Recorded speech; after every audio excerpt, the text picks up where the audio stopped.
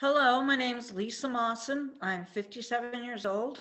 I was diagnosed with Turner syndrome at 17 due to short stature and failure to go through puberty. I was a pretty normal, healthy kid. I joined the Army for 4 years after high school. After that, I went to RN school. I married.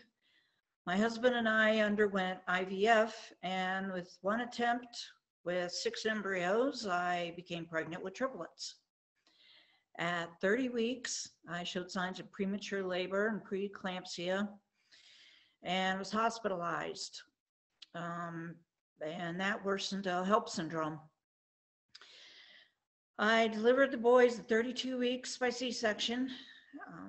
I required 14 units of blood, an emergency hysterectomy, and 2 days on a ventilator in ICU.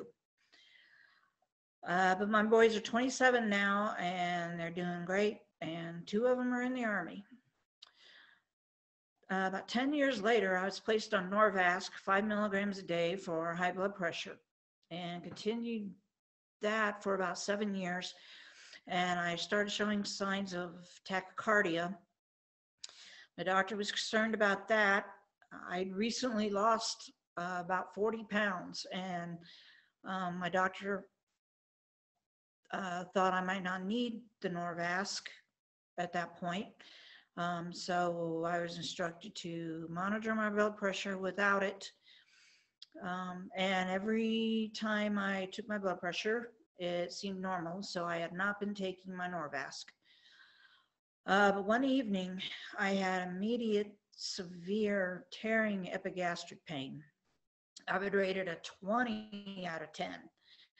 I took my blood pressure, and it was 200 over 110. I immediately took a Norvasc and went to the emergency room. The doc there thought it was probably something gastric, but I informed her that I had Turner syndrome and I was at risk for dissection. A CT did confirm it, and I was flown by helicopter to a larger hospital where I spent 2 days in ICU and 5 days on the cardiac ward, undergoing several follow-up CTs.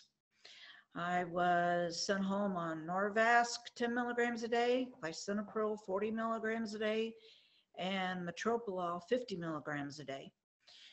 Nearly 10 years later, the dissection is stable, and I have regular follow-up CTs. But because of the side effects of the meds and added stress, I gave up working. I also have mitral valve prolapse with severe regurgitation. Treatment options for that are complicated by the dissection. I'm looking at possibly a valve clipping sometime in the future. In my experience, I have come to believe strongly in awareness and self-advocacy. If I hadn't attended TS conferences and heard Dr. Silverbach speak of the risk of dissections, I don't think I'd be alive today. I was informed and insisted on being evaluated for a dissection.